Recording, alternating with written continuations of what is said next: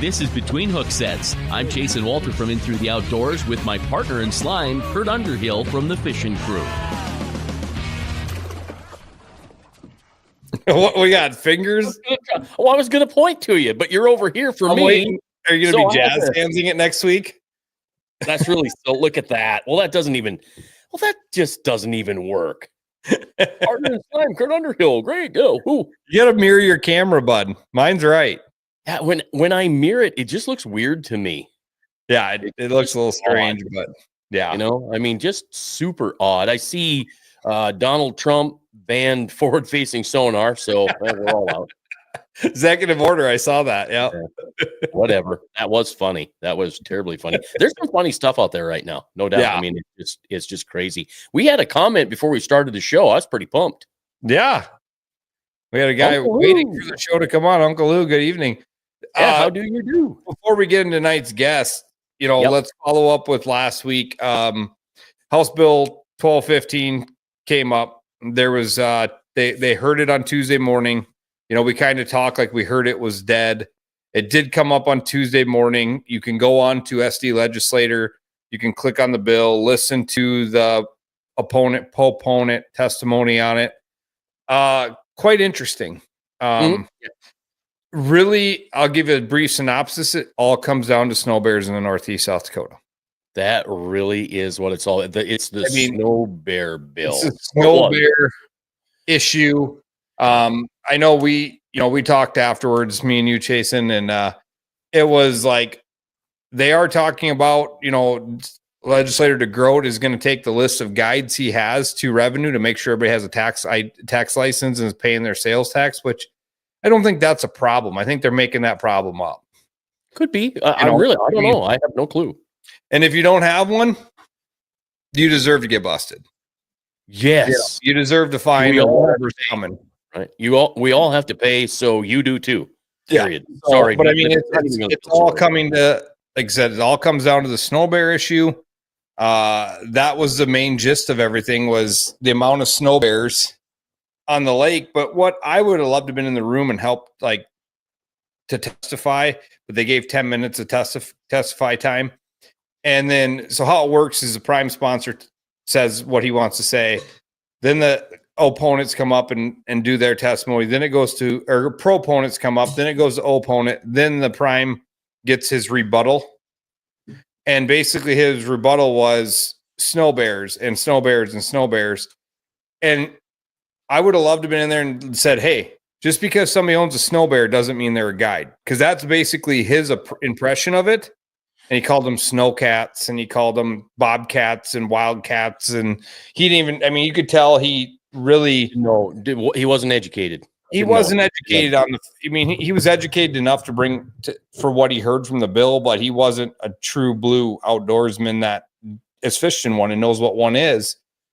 And I'm like, so whoever, the people that came to you basically said it's all these snow bears, but they also implied the impression that guides only own snow bears. That's how I took his rebuttal testimony. And needless to say, it did die. It got put to the 41st day, which means basically 99.99% that is a dead bill. So that one made 41st day. And then the road hunting bill that we didn't talk about. Yeah, right. Where did that go today? SB 1230 or House Bill 1236 passed committee. It did pass the House floor today, which means now it goes to the Senate side for the same workover. And so that's going from 660 feet to a quarter of a mile. A quarter of a mile for safe shooting. Over 1,000. I guess I can't do the math on it. Double. It's an eighth mile now.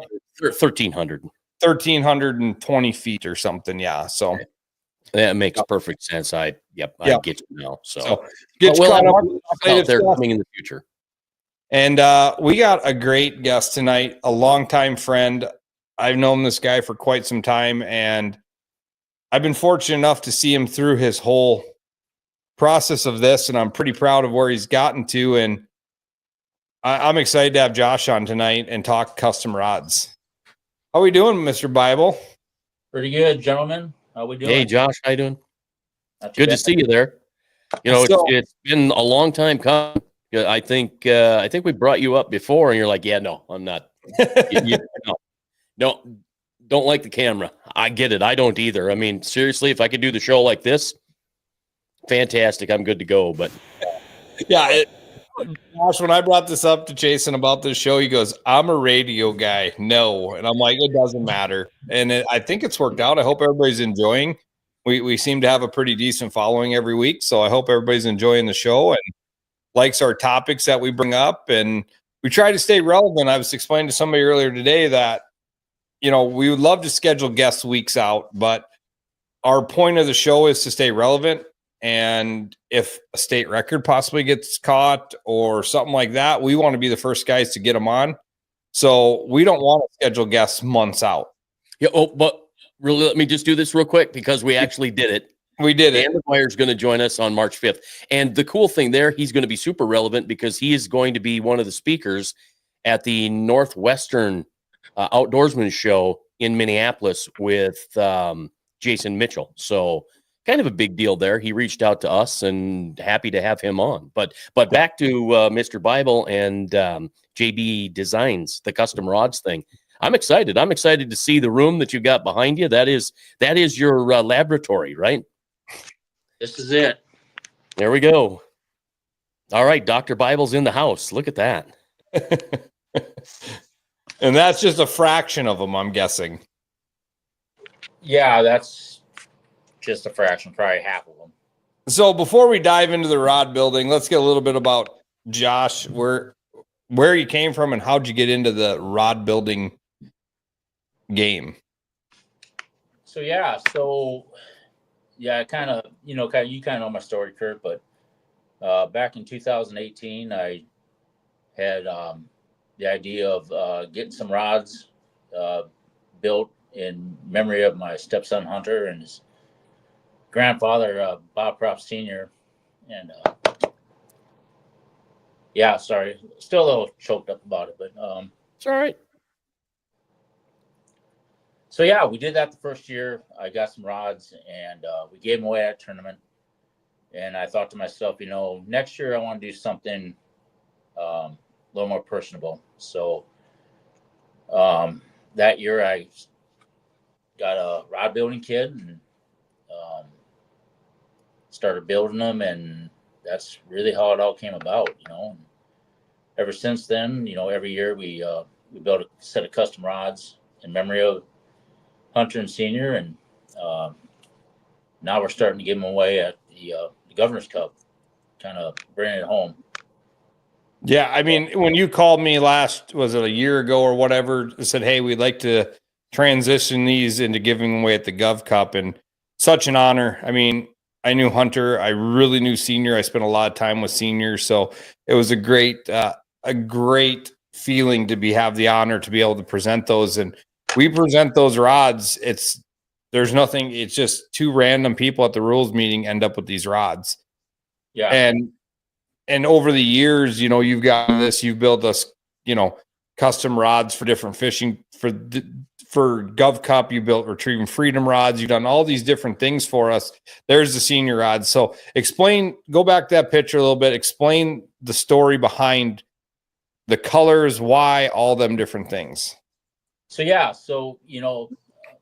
Hunter had a very rare disease, and I'm not sure the proper way to say it, but the color for that disease was purple.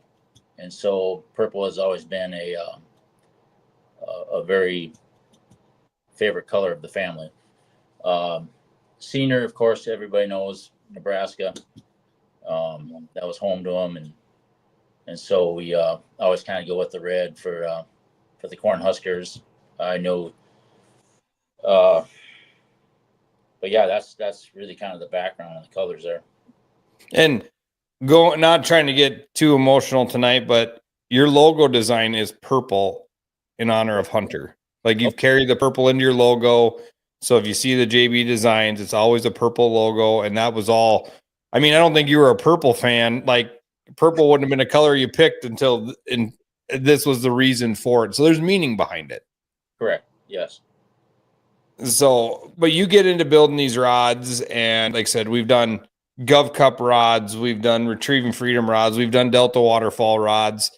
I mean, I called you when you first started doing this, and you were bringing me and Willie some rods. Like, here, look, this is what I'm doing. And I mean, I'll say it out right now. It's not. If you want to build a rod, the kit is really not that expensive, right? I mean, you can order one offline, you can get the stuff, build your own rods. It really comes down to the true art. And I'm sure you learned this well over your time. Correct me if I'm wrong, that there's a lot more to than just buying a blank and slapping guides on it. Yeah. Yeah. I mean, I think you kind of said it, I feel like it's more of an art. Once you get into it, the color combinations, it's not just what components you put on it. It's how do you make it look sharp. And that's where a lot of the art comes into play. So, don't tell my wife this, but I really rely on her a lot with color combinations and behind closed doors. She really helps me out. And so I got to give her a lot of credit in this because she really helps me out in making sure these things look sharp. I mean, and they do. They pop. I mean, the first rod, I'm like black and green, got to go fishing crew colors. I wish I'd have patented that so you couldn't do any other black and green rods because they pop and I love them. And now the rods you just popped up are for my good friends down in Platte, the Boyden boys, and they got all custom rods to go to Winnipeg with. And Butters loves green just like I do. And I'm like, you can't have my color, dude. That's my color. Like, but here's the other thing: orange and black, my color. And in return, my wife stole the purple. So, honestly, my wedding present to my wife was a custom built Josh Bible rod, a nice rod. I went to him and said, I want something because literally it's our thing is ice fishing and our whole life is fishing, obviously, because of the tournament series. And I wanted something that nobody else can get. And I gave her a rod, and Josh Bible put our wedding date on it and everything like that. So she has a custom rod. I know if it ever breaks, that might be the end of it. So I know if she breaks it, there's Isn't your anniversary 22? 22. Yep. So remember 3 days away, man. Third wedding anniversary. But so basically, if you can dream it, Josh can build it. I think you've done some crazy rods in the realm of things. And I was talking to Chasen earlier today, and I said, I get it a lot, like what rod do I need? And I'm sure you get it 100 times more than we do, but how does one go about starting to build a custom rod? I call you and say, I want a rod to do this and make it these colors, and I let you run with it. Yeah. So, most of the guys that call, are pretty serious fishermen, just not a lot of average Joes that just want something custom because, you're paying a lot of money for it. So, a lot of it falls back to is I visit a lot with the customer and see exactly what type of fishing they like. Length is a very important thing. A lot of old school guys, want 6 footers, 6'3". Some of the younger guys more into the 6'10" to 7'2". So there's a lot that's really personal preference. And so it's when I visit with a customer, it's not just, build me a custom rod. It's getting in touch with what they really want, And so once we kind of get that figured out, I pretty much just, have the customer give me a length, a reel seat style, and then, kind of a color. And then I let them know, just you give me kind of a basic color and I'll take it from there. There's way too many combinations, and I kind of learned through the years just to let me handle it. And to date, knock on wood, but I haven't had no complaints or no returns because somebody didn't like something. So, that's kind of the process in a nutshell. And then also price, what do you want to spend, because as we know nowadays with the inflation and everything, nothing's cheap, and you can go, from mild to wild real quick. So, but yeah, kind of it in a nutshell. Well, and I was a opponent. Like, I think, the first rod I ever had you build for me was a 4-foot ice rod, and you're like, what? I said, I want a 4-footer. Do not, like, that's what I want. And you kind of like, all right, whatever, I'll build it for you. And I love it. I love it for jigging outside. I mean, if I'm hole hopping, that's kind of my go-to rod, is that 4-footer. And people laugh at me with them, but once you fish one, they're so much fun to fish that 4-foot long rod through the ice. But then I had you build me a wrapping rod, and I tell people all the time, you can go buy a rod, you can get a rod to wrap with, but there's something about putting that custom rod in your hand when you're jig wrapping. It doesn't wear you out. The handle tucks into the handle tucks down. I looked at hundreds of them, and I'm a guy, I was explaining to a guy earlier today, I'm not a guy that orders stuff off of Amazon. I like to touch and feel before I get it. So going into the custom rod world, I trusted you enough, and because we're friends and all these things, I mean, even though, it's not something I can touch. Like, I put all my trust in you, and then people got it, like, people that are ordering these rods put all their trust in you. But so people out there, I'm not just pumping Josh up because he's a buddy. You truly care. Like, you truly want to make somebody's experience with that rod be the best they can have. So if somebody is unhappy, it's not going to make you, you're not going to get offended to it. And I'm sure you built, I mean, I know you went down the lines with some of our fishermen that you built 5 rods for, and they don't like the it's not they don't like the rod. It's just not the perfect action they were looking for, and all the different experiences that go with a custom rod. Yep. And I do have I kind of learned from that, and now that I've kind of grown, I do have a handful of rods where if it's a local customer, that kind of meet what you're talking about, go take them out and try them. And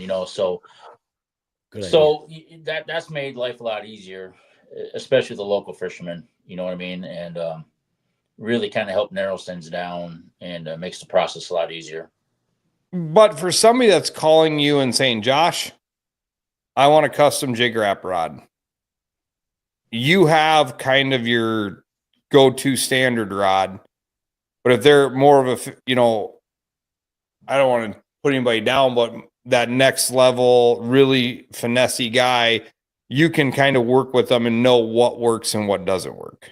Yeah, for sure. I mean, when you're talking jigging wrapping or wrapping rods, I mean, that really comes down to preference. I mean, because you got guys that are on the National Walleye Tour that want to fish a medium light, 6 to 10 medium light. That's really not rated for one, but that's what they like because of the action of it.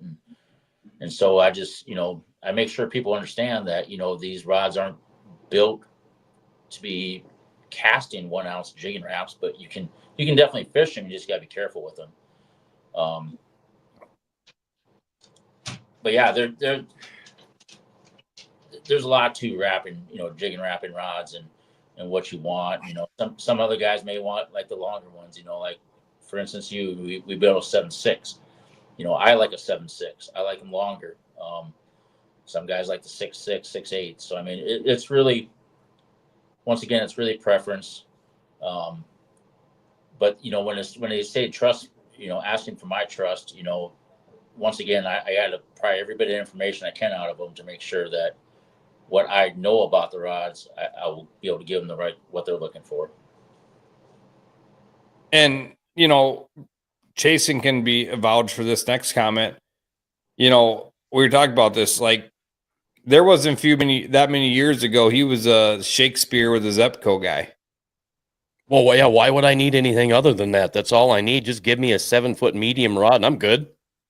But that changes.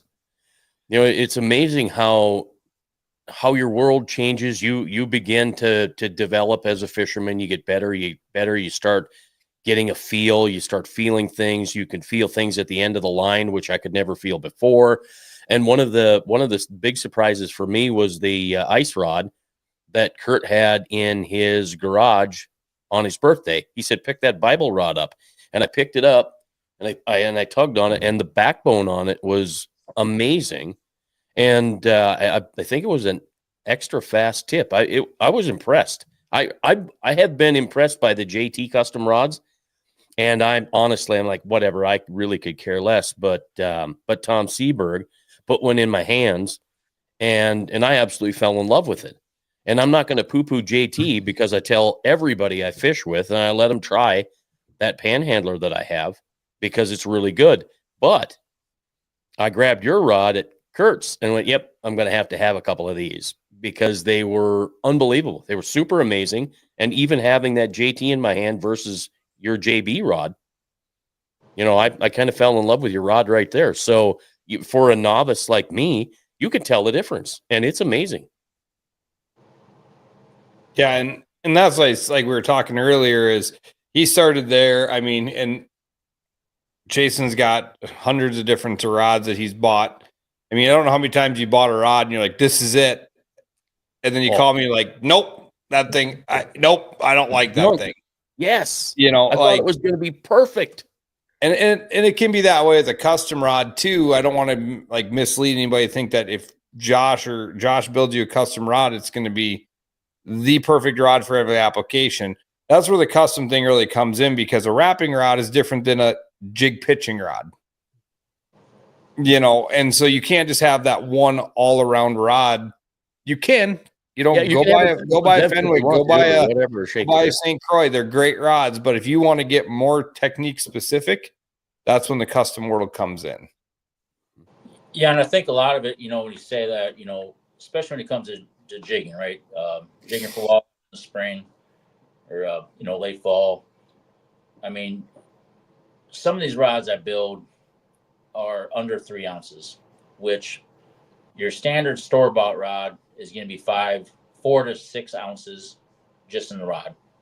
So I'm cutting that weight in half. And, a lot of the blanks that I use are extremely lightweight, extremely sensitive. And will they catch more fish? I feel like they will. I mean, you definitely can feel a difference. It's hard to put into words unless you actually try it. You know what I mean?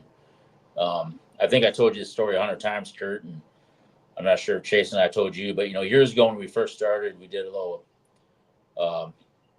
Bob Props Jr., Mason Props, and Nick Harrington and I went out fishing, and we were trying out some of my new rods, and Nick was just adamant he was going to outfish us with his Fenwick, and for about 20 minutes, Junior, Mason, and I just kept catching fish, and I don't think Nick had one in the boat yet. Well, that's Nick. I said, quit cover, put that rod down. So he finally put the rod down, grabbed one of the other custom rods, and in his first cast, he caught one, and he said, I could feel it pick it up. So, that right there just, tells me, being able to choose your components, choose your blanks, really makes a difference. Now, I mean, but that goes for, all rods, right? I mean, you can get a G Loomis NRX that's going to be just as sensitive. But once again, in my opinion, if you're going to be willing to pay that kind of cash, $600, $650 for a rod, why not get a custom, whether it's from me or some other custom rod builder that you can actually customize and get the reel seat you want, get the guides you want, get the length you want, get the handle, whether you want cork or carbon fiber or, a custom EVA grip. I mean, that's where I feel it really pays off. Not only are you getting quality stuff, but you're getting it built to the way you want it. Yeah, I mean, you can go buy an NRX and they're all like that teal color and they're all the same, or aqua color, and that's what they are, right? Yep. I can spend the same amount of money or more, because I'm sure, I know we can spend more on these things, and get the same quality of rod, but in my green or my orange or my red or whatever color I want, where you buy an NRX and that's what color it is. Yeah. Yep. Or that's what reel seat is, right? Yeah. Yeah. Right. There's a lot of preference there, and and there's also, weight savings when it comes to reel seats. You know, you do different options, and we can shave an ounce off the weight just in that. So yeah, there's a lot to it. Well, and then the reel seat, there's that lockdown. Sometimes those are placed in the wrong spot.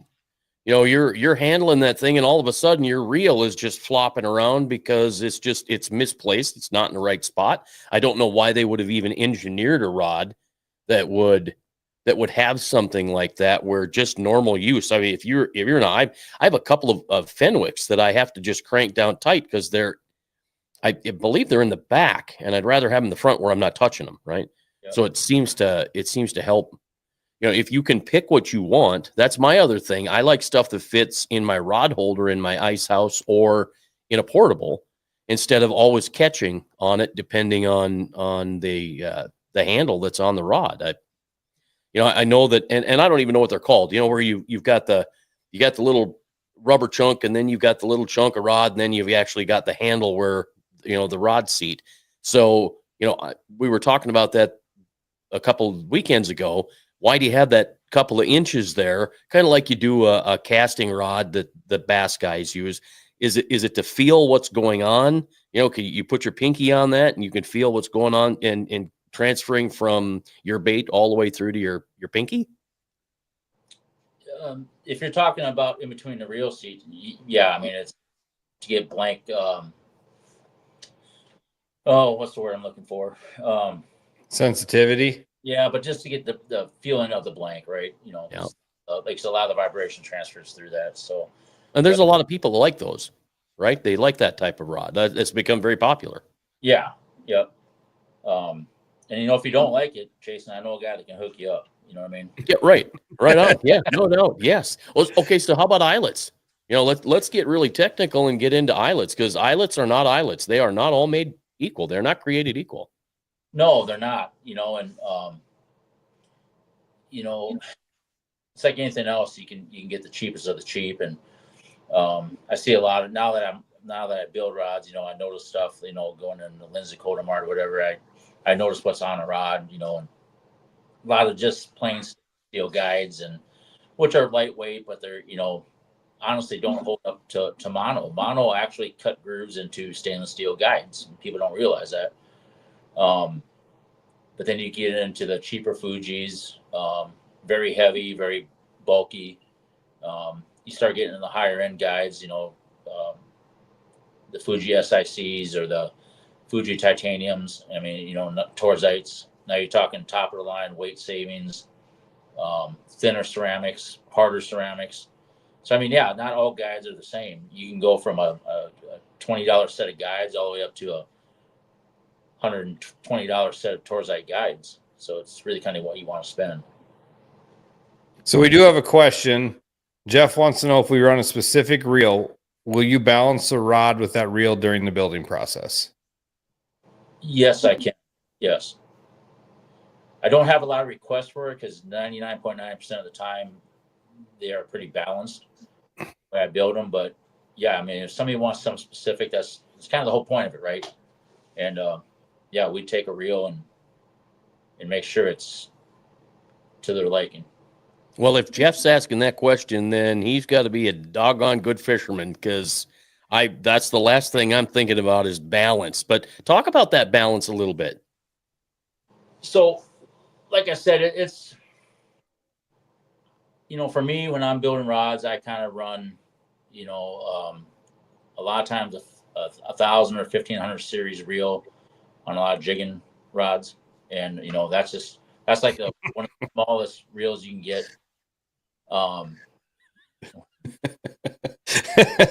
Needs all the help he can get, therefore the balance. That's good. Yeah. Jeff, that's a good question. That was a great question. I'm just teasing you, but that was a very good question.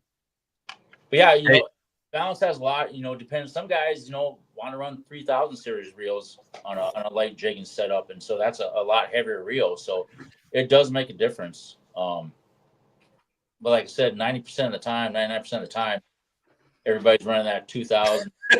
Holy cow. I think this is like a 12,000. That's what he uses ice fishing. Don't let him lie to you. Yeah. And he reels it upside down.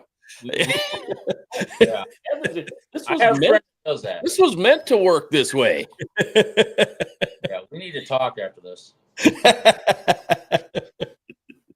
But no, balance has a lot of importance in it. But like I said, I don't spend a lot of time trying to balance things out. I kind of have for whatever length of rod I'm building, I kind of know where that reel seat needs to sit to make sure that things are pretty balanced. So yeah, proper placement. I just figured back in the Zebco days, you had the rubber handle at the end, and then there was the Zebco 33, right? Oh yeah. And then you get into the spinning rods, and now I'm like, well, some of them are, that rod is way forward, and you get that thing sticking out behind your armpit, and sometimes I'm happy with that, sometimes I'm not. So one more thing about reel seats and reel placement. I mean, jigging wrap rods, right? I found if I know we're doing jigging wraps, I put that reel seat further forward. It's somewhat unbalanced, but you got more. It's easier on the forearms when you're working all day. You got less weight in the front, and then you got a little more leverage, with your forearm or however you're holding your rod. It also comes into play like with paddlefish snagging. I've only built a handful of rods for guys that want to paddlefish, but Willie Glow had me build the first one, and he specifically wanted that reel seat. I think it's damn near 2 feet. He fishes a 10-foot rod, but we're 2 feet from the end. Well, hold on, let me grab it. Yeah, that's interesting. 2 feet, but then in a 10-foot rod. Okay, wow. And the thing is, for people that don't paddle fish, you're snagging. So you want that long thing, because when you're ripping, you're going across your body. So you want to be able to tuck it in your other arm. And so when you're pulling across, you use your body. Does it wear you out into your ribs hurt? Yes, they do. I mean, you'll see guys that are snagging paddlefish with pool noodles zip tied or wearing life jackets to protect their ribs. And I'm in the process, Josh is in the process of building me a custom paddlefish rod, because you would think you're snagging. And me and Josh had this conversation last week. You think you need a broomstick, right? I mean, you need a lead pipe. All you're doing is ripping it. But there's something to be said if you do that with a lead pipe compared to having a nice stiff rod with action on the end. You're getting a little fun out of the deal. Yeah, right. You go buy the cheap Shakespeare or the ugly stick or whatever you want to buy, and it's not the same. Muskie rods, Willie, the first time I ever caught a paddlefish, I borrowed Willie's muskie rod. I caught 2 paddlefish, went down the next day. They were inside the slot in Gavin's Point. I couldn't keep them. Toss them back. Next day I'm out there, nothing in the water. I'm just snagging, and the rod blows up on me. Willie blew in half, 3 pieces. And I'm like, oh, crap. Like, I borrowed a rod and I just broke it. And Willie will tell you that the Josh rod is completely different fishing than that. And there's no finesse to catching that fish. You're just snagging it. There's no finesse. You don't need a sensitive tip to feel the bite, because once you snag into the thing, you got it. There, it's hooked up. But it's after it's hooked up. So it's the working them, letting them play. I think that's what I've learned about a better rod, because when I was a beginner, when I was a Zebco guy, you're horsing them in, right? You're doing everything you can to get that fish in. And I have realized, and this fall taught me something huge. I went with a medium, light, fast tip when I was throwing my money badgers. Oop, I let the secret out. But here's the deal. After I hooked up, and I was always horsing them because I wanted them in. And I finally realized you got to play them out. If you play them out, you can drop that net down and they'll just glide right into the net. But if you're sitting there horsing them in and they're still fighting and you're trying to get them in the net, it doesn't work. But you've got to have a rod that works for you in that instance, right? I mean, you just can't go out there with a $19 Zebco combo. Well, you can, if you want to horse them in. But if you're working with a rod that is working with you and for you, and whether it's your mono or braid, and everything's working in concert, it got to the point where I wasn't afraid, like this fish isn't going to come off. It's hooked up. I'm just letting them run. I'm playing them out. And when they get tired, they kind of start to come up a little bit. You know it. You reel in, you scoop them up, and you're done. But I truly think that the whole key to it was a really good rod. Yeah. Not only So that, go ahead. With the paddle fishing, just one more thing about, is having a correct lure rating. You're whipping 6 and 8 ounce weights. Your Walmart special is not rated for that, and that's why you keep breaking rods, right? I mean, because it's not rated to cast that heavier weight. So specifically like with these, this is kind of where custom really comes into play. These rods are rated from 2 to 8 ounce weights, so they're built to handle what you're doing to them, and so that's really important. We got our question. You like titanium over stainless steel, even though they are a bit softer guides? So, just to clarify, most guides are stainless steel. That's just the inserts. So the inserts, the guides I'm referring to are the stainless steel with the stainless steel insert. They're the soft ones, but I guess lately, you have a little weight savings with titanium, but I really kind of quit pushing titanium. I'm pushing more of the Fuji SICs. So you got a extremely hard insert, a real reliable, durable insert with a good lightweight stainless steel frame. And, they're about half the cost of titanium. You got a little more weight, but it's not very noticeable. So yeah, I kind of been leaning towards those more. Kind of like I told a lot of my customers is, unless you really want to save 0.4 ounces, just go with the other guys. They're just as good. They're the same guide, just different material. So I'm not sure if I answered your question, but that's my answer. No, I think you did. Answer for me. So how about the tip? Is the tip, is it a different guide? Is it, or it's matching to whatever you're putting on for guides. I mean, you'll match your tip top to that particular set. Some companies I've noticed will actually run a better quality tip top with lower quality guides. And I think that's because, 90% of the time in stores, you'll see the ceramic of the tip top busted out, and that's why they're returning the rods.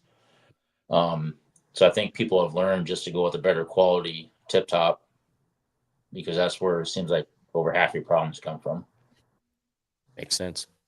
So part of the reason, so you've grown in from building a set of rods or buying a set of custom rods to give away to building your own. Now you've moved into the production world. And we had a comment earlier. I'll bring it back up. You wanted to hear more about your bouncer rods and the hair jig rod. So you kind of came out. There's really nobody out there building a custom bottom bouncing rod. You came out. That's ice rods. Oh, that's not okay. Sorry, because the bouncer rods have the same color, so I just assumed that these were going to be the long rods, but I guess I didn't even look at it close enough. No, our promo cover photo is your bouncer rods. Boom. Okay. And so get into what you did here for what we're calling your production rods. So are you asking how I started with it, or where I'm at with it, or how you got to where you're at? Like where, you didn't just say, hey, this is what I'm doing. You go through the whole process. I mean, I fished 3 or 4 rods with you, and several people fished the rods to find out what you wanted. There we go. So it's been probably 2.5 years ago. I started thinking to myself, as much as I enjoy building custom rods, I want to produce something for individuals that not necessarily don't want a custom rod. They just don't want to spend the money on a custom rod. But, at the end of the day, they're still going to buy rods. So I thought to myself, well, maybe I should try to do my part and come up with like a production line of rods that everybody can afford. Because at the end of the day, you're still going to buy a rod, but now maybe they'll buy a rod for me. So that's kind of how that was the whole concept. That's how it all started. And then the thing about it was like, me and Mason and Junior were talking. There's really no production bottom bouncing rods. And let me interrupt you there. If you're going to the store to buy a bottom bouncing rod, there is nothing in the store that says bottom bouncing rod on it. No. And the flip side of this is people say, well, it's a bottom bouncing, right? You can just use any rod. Well, yeah, you can, but you can use any rod for jig wrapping. You can use any rod for jigging minnow. So there's that concept, or there's that deal out there where people feel like, well, and that's fine. But at the end of the day, if you want something nice and something that's specifically built for bottom bouncing, then we're offering that. And what I was gonna say, is JT Outdoors, great rods, right? They are very nice rods. They have their snare rod, which kind of is a live bait. It kind of doubles between a bottom bouncing and I believe 3-way, and I think some guys you can even pull cranks with them. So them, and then St. Croix has their line of bounce and troll rods that are out there. But yeah, I wanted to produce something that was a little more affordable than their lineup, but that was still technique specific. And so yeah, I don't know, I probably made 15 rods with various blanks that kind of met the criteria I was looking for. And I want to thank Bob Props Jr. for spending a lot of time on the water with these rods, with clients and guiding and just for fun. And he spent a lot of time out there testing these all out. And finally, the last rod I decided to try was the rod. So, I mean, couldn't have been the first one. It had to be the last one. But yeah, so we decided that, this was gonna be the rod, and I went with a 7'6" rod. We kind of like a longer rod, moderate fast action, so the fish can load the rod up without feeling it, but then you get into that backbone where it kind of sets its hook on its own. So there's a lot to be said for that. I mean, there's a lot of times when I'm sure we're all fishing with the more limber rod, and you seem like you can catch more fish on it because the rod's doing the work for you. And so that's kind of why we went with what we went with. And I fished these side by side with other name brand rods, and those rods caught fish, but I feel like this rod caught more just because of the action of the rod, and the rod's kind of doing the work for you. Well, and Jason, you actually got to fish these rods this summer. Yeah, right. I did. And we were fishing different though. We were fishing, weren't we fishing heavy bouncers, like super heavy bouncers? Yeah, we were like 2.5, and that's kind of at the limit of this rod. These are really kind of up to 2 ounces is what they're kind of meant for. 2.5 is pushing it, but you can fish them. But yeah, sorry, go ahead.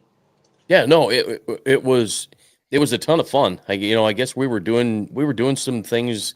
I don't want to say different than I've ever done before, but we were doing things different, and it was a ton of fun. We were all using live sonar. That's the first time that I had 3 guys in a boat, each using their own deuce or their own unit, and it was a ton of fun. And I think I told Kurt too, I want to go back out and I want to pay attention to fishing, because I was paying attention to everything on the screen, and I was watching your screen and I was looking at Kurt's screen, because I'm a curious cat. I want to see what everything's looking like compared to whether it's the Garmin or Active Target or whatever. And it was my first Active Target. So yeah, I wish I would go out or could go out, and I guess I'll just have to pick up a rod or two and spend time doing it. I'm comfortable with a 6-foot rod at 6-foot medium, but that's me. and maybe I need to learn to get a longer rod, because you get that action, and then you got that backbone, and like you said, the rod does the work for you. Well, I think the big thing for me, it gets it away from the boat too. Yeah, true. I agree with you there. And maybe that's part of we fishing some deeper water, weren't we? Squirrel. Yeah, thanks, Mike. Appreciate that. I was guessing that was directed towards you. But that's just the way it goes, But yeah, I was impressed. I just didn't I didn't live with the rod like I should have when I had the chance, because I was so busy with the sonar. So there will come another day. We've got spring's on the way, by the way. We're gonna spring forward on March 9th already. So Shane, Skippy wants to know if you'd be interested in building a 10'6" bottom bouncing rod. First request for that. But yeah, wow. Yeah, I mean, I've built a lot of 8'6". But yeah, I'd be interested in it. I got some get a hold of me afterwards, and we can definitely talk. I mean, there's some blanks. You can see the wheel spinning over here. Yeah, he's already thinking what blank he's going to use. Yeah. Let me some orders. Hold on. And that's, I mean, truly, that's what it gets down to is, not picking on any other brand, but JT or any of these other guys, they're not wrapping these rods when they're selling that handler. They're not doing any of these things that are building in-house. I mean, they're building customs, but they built a custom and they put them into production the same as you. So you can buy a custom rod that you design everything, colors, guide, blank, handles, everything, or you can get a custom production rod. And you can get a couple different colors and but that's what it is. Where Shane asked if you could build a 10'6". Yeah, that's where you get into the custom world. Yeah. So I think that's a big thing out there. I run all custom rods. Yeah, you run custom production rods. There is a difference. And Kurt, if you don't mind, I wanted to just touch on that real quick. Like, when you say that, I want people to realize that even though my rods are production and they're not built in-house, these are still all the parts that are these are the parts I picked out. These are the guides I wanted. These are the blanks I wanted. These are the handles. These are everything I wanted. And they are built exactly to the dimensions and specifications that I want. So 100%. Yep. Yeah. So it's just somebody else building it. You know what I mean? I don't want to out it, but like the first one you got back, when you got the prototype back, they put the wrong guides on it. I remember you calling me and going, I go, did you get them? And you go, yeah, but it's got all the wrong guides on it. Like, so, I mean, you quality controlled it all the way down to, you sent them a list. This is what I want. And when they come in, you inspect every rod and it is a custom rod. I mean, it's just not that specific rod wasn't built for your colors is what I was getting at. Yeah, it's a production rod. Yep. But it's just, I want everybody to realize it's just not some Joe Blow in Florida picking this stuff out and slapping my name on it. That's not it at all. So, I mean, your retail price on those rods, what's your retail price on those rods? I'm at $199.99. And so, when you compare it to the JT Outdoor snare rod, which granted it's a different rod, but still for the same purpose, they're at $349. Yeah. The bouncing trolls are $250. So I feel like I'm right there, and I got great quality parts. I mean, these are not $20 Walmart specials. I'm right there with those guys. And if there's any problems with them, they talk to the designer, the builder, everything when they talk to you. Correct. They're not getting some factory and some call center, literally. And you do truly take passion in your rods, even with your comment of, hey, like these are custom. I built every component. It's a lot nicer to have the guy, and people that are on here watching that don't know you, I guarantee after you get done the rod building process or buying process, you're going to know Josh. That's the type of guy he is, and you build some, really incredible rods in the bouncing rod world.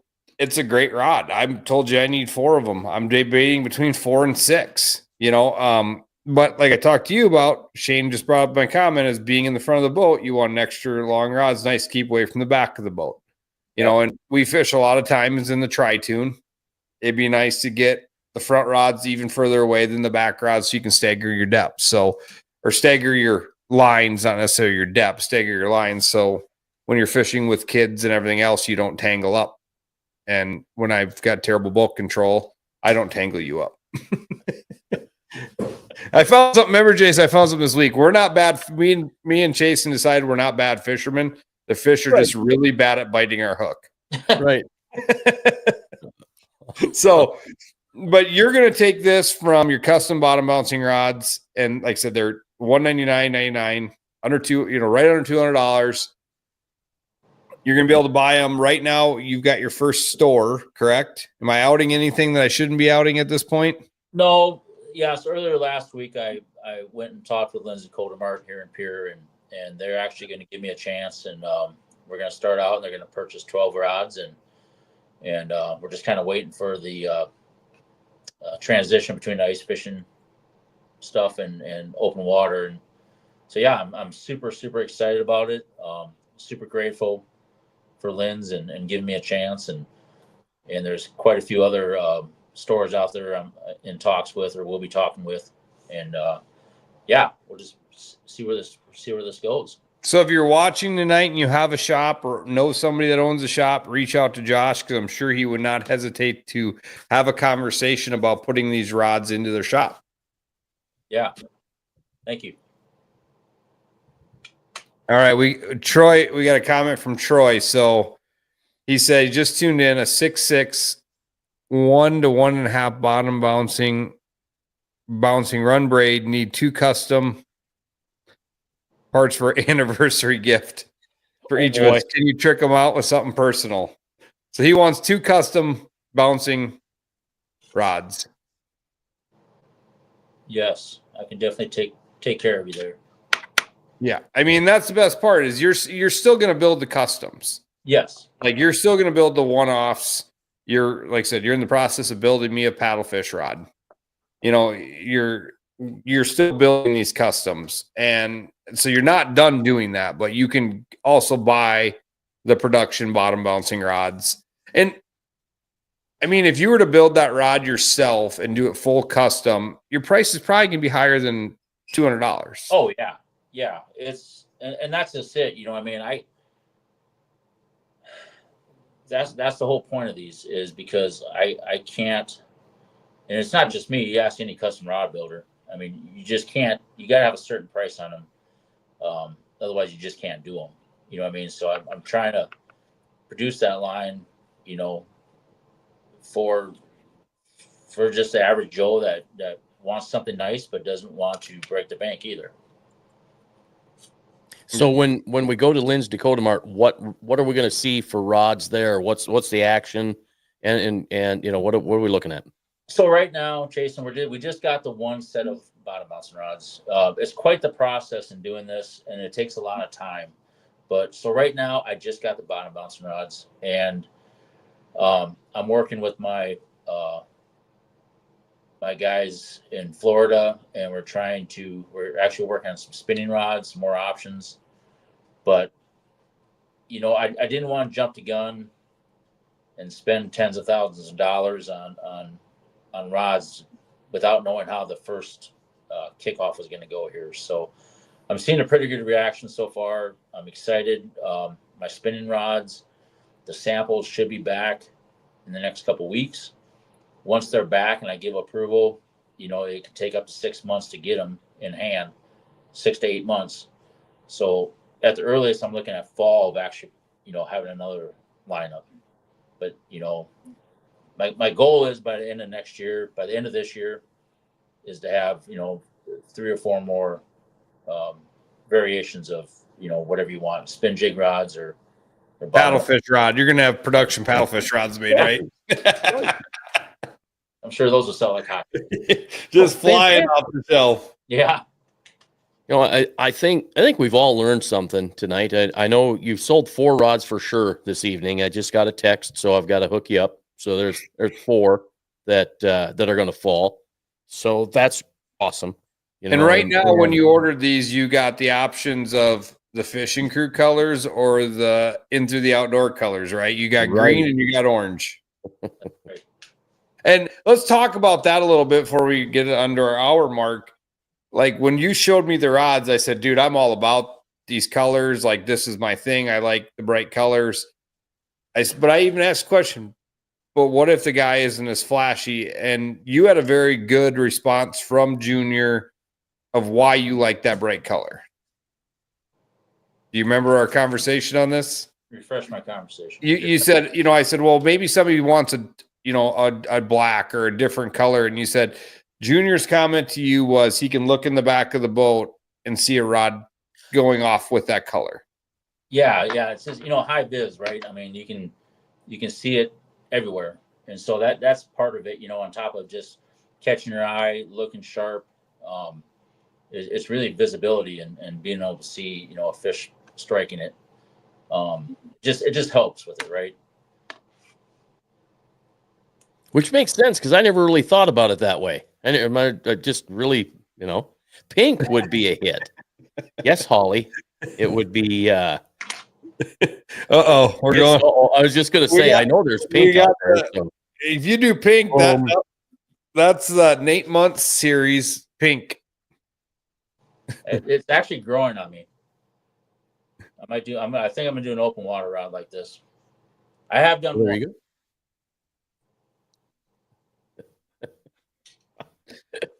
I love it. All right, so there you go. You're going to sell Holly a couple of them. Yeah, I mean, you can still get the custom colors. Like I said, if you want to get with Josh and build pink ones or purple ones or brown ones or whatever you want, Josh is there to build the custom ones for you. I'm just going to turn around. We're going to the thread zone. Oh, yeah, look at that. So you kind of name it. Colors. I mean, without outing anybody, how many people said, I want yellow, green, purple, and black? And you go, that ain't going to work. Because I can only imagine what kind of color combinations people throw at you to build a custom rod. I've had a couple of times I've had to just tell them no, that's not going to work. So it has come up, and I have actually told them no. Well, I would guess, if you're going to wrap green and then wrap orange and then wrap black and then wrap, that's got to be pretty hard to switch colors, right? It's time consuming, but yeah. I got to be careful what I put my name on too. So, oh, there you go. Yeah, that's true. Yeah, you don't want something gaudy and ugly. Holly said she doesn't want an ice fishing one. She needs shorties trolling rods, which I've fished with your shorties. Oh yeah. Are they 5-footers then?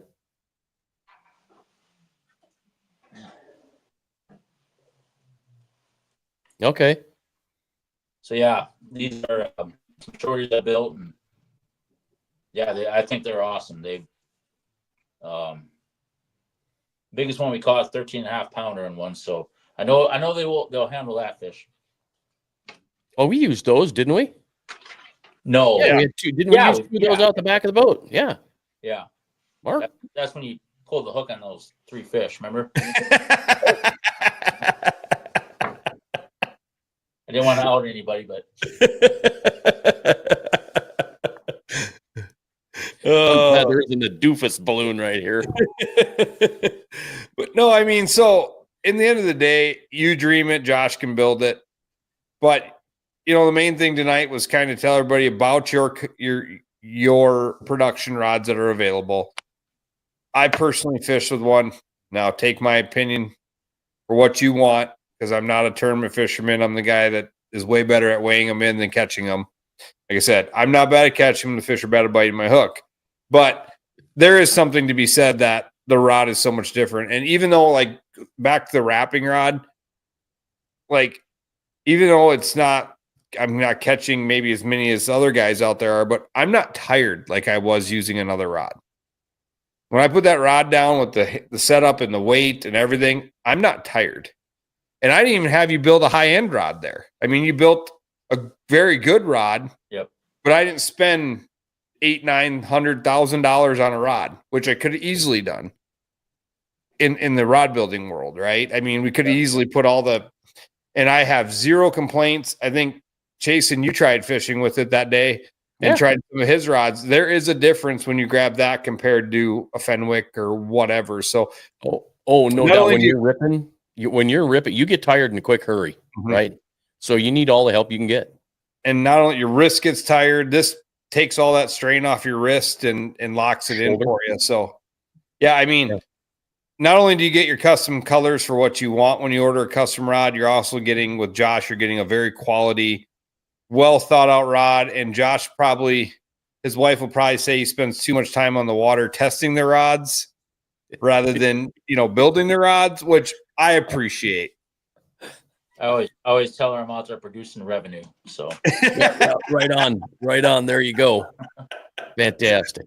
Good thing she's in a meeting tonight, not sitting around commenting on this, because I guarantee there'd be a comment coming in right now. It's been good to have you. I'm glad you agreed to come on the show, because it was fun to have you on. I know we were teasing you this summer about coming on. I'm glad you took the time to do it. Excited about the rods at Lynn's Dakota Mart, so you can actually go get your hands on one. If you're in the Pierre area, you can touch it, feel it. If people want to know more about a custom rod or the production rods, how do they find you? Where do they get a hold of you? Where do they buy and how? Yeah, so right now, I pretty much just run off of Facebook, my Facebook page. I have my phone number on there, my email. You can message me. I do not have a website currently. Putting all my money towards the rods versus a website, but I will have a website soon. So yeah, just shoot me a text, call me, message me. I'll definitely be getting back to you guys. So yeah, I think you're selling rods tonight. I almost forgot about it, but we have to thank you, because last year we did a giveaway and we gave away a Josh Bible ice rod. So thank you for that. We appreciate that. Well, and I'm going to work on getting you a couple rods, and not so much tonight, but on one of your guys' shows, I want you to give a couple away. That would be fantastic. That'd be awesome. That'd be a lot of fun. Yeah, I appreciate it. Before we go, I was just going to say it, bring it up, because I think I looked earlier. We're at 12 of our 15. So, yep. So here's the deal. I will, when the show's all done, I'll put a link to our fantasy fishing group under the live show here tonight on Facebook.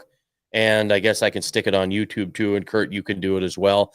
And then you just need to message us for the password, and it's $100 in Venmo, and boom, you're done. And it's 10 weeks of fantasy fishing fun. It is a good time. It is. It's truly it's a blast. It's fun to do. You just can't forget to do your lineup. You can't, or you're not going to. I saw on the fantasy fishing thing that you can enter a thing and they will text remind you to set your lineup. That's true. You can actually set that up for yourself. Yeah, they started it, I think, last year. So there's no excuse not to set them up. The other thing I will do, I will wait. When the tournament's done, I'll go load my buckets up right away in case something happens, and at least I'm there. So check that out. The fantasy fishing is a ton of fun. And I want to just throw this up real quick. Look for Dan McGuire, March 5th at 7 o'clock. We're excited to have him on, and that's a couple of weeks away. But, it'll be into March already. That's crazy. And there will be tournaments 1 month from then. So, yeah. Wow. Well, we're a month away from our first open water tournament. I think Masters Walleye Circuit's got a March 21, 22 in Illinois. So it's coming. It's coming fast and furious. So, Josh, thank you very much. Great to have you on the show. Yeah, appreciate it, guys. Thanks for having me on. All right, thank you.